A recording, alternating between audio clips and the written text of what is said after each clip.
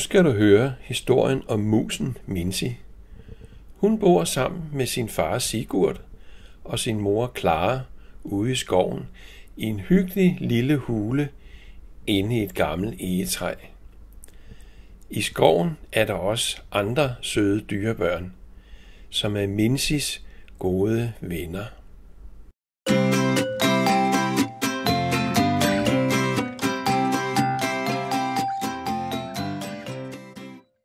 Nu skal du møde musen Minsi. I hjertet af den skov, hvor solens stråler danser mellem træerne, bor der en lille mus ved navn Minsi. Hun er bare 3 år gammel, men hendes glæde er lige så stor som skovens høje træer. Minsi er en lille og nysgerrig lille mus med en evig stråle i hendes øjne. Hver dag vågner Minsi op til skovens susende lyde og begiver sig ud af den hyggelige hule, som hendes forældre, mor Clara og far Sigurd, har bygget i træets varme favn. Hendes far og mor er så glade for Minsi, og det er gensidigt. Minsi kan slet ikke vente med at hjælpe dem med de daglige pligter, der skal gøres i deres hyggelige lille hule. Her er så det gamle træ, som Minsi og hendes familie bor i. Det er kæmpestort med mange store grene, og man kan næsten ikke se helt op til toppen. Det er meget gammelt, og det ligger midt ude i skoven i en stor lysning, så man har udsigt til alle sider. Hvis du ser godt efter, kan du se hullet til hendes hule nede ved bunden af træet foran. Måske er de ikke den eneste familie, der bor i træet, for længere op i træet, der kan man se flere huller. Hvem kan det mon være, der bor der? Hej derude. Velkommen i mit legeværelse. Det er her, jeg leger, når jeg ikke kan være ude, for eksempel hvis det er dårligt vejr. Jeg har mange forskellige ting, jeg kan lege med, så jeg keder mig aldrig. Nogle gange har jeg også besøg af mine venner. Det er så hyggeligt og meget sjovere end at lege alene. Nå, men nu har du vist hørt nok om mig. Kunne du ikke tænke dig at hilse på min far og mor? Dem holder jeg så meget af. Minsis far Sigurd er kommet hjem efter en lang dag med at holde skoven ren og i orden.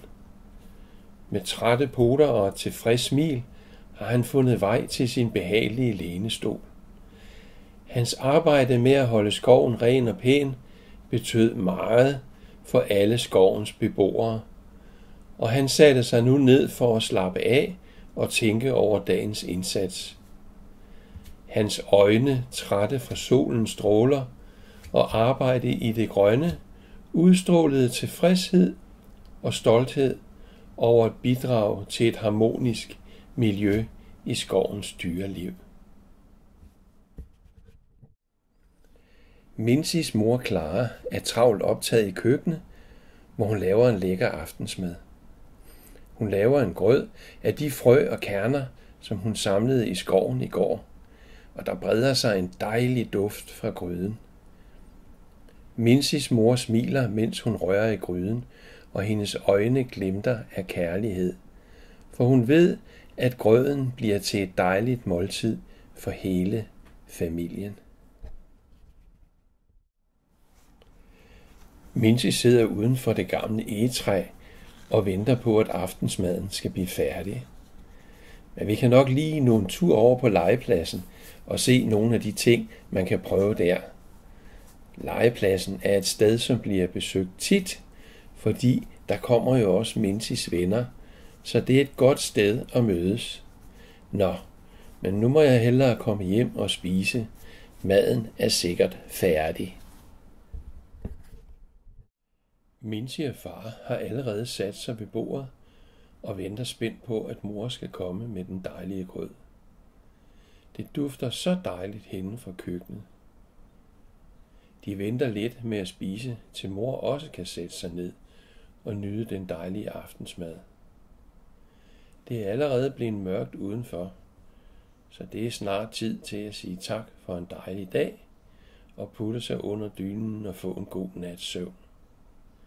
Tak for mad, siger Mincy og går ud på badeværelset, hvor far giver hende nattøj på, og så er det ind i seng. Hov, råber mor ude fra køkkenet. Har I husket at børste tænder? Nå, nej, siger Mincy og skynder sig ud på badeværelset og børster sine tænder. Og så er det hurtigt tilbage i sengen, hvor far læser en godnathistorie og putter Mincy. Det har været en god dag i dag, siger Mincy, lægger sig ned og falder hurtigt i søvn.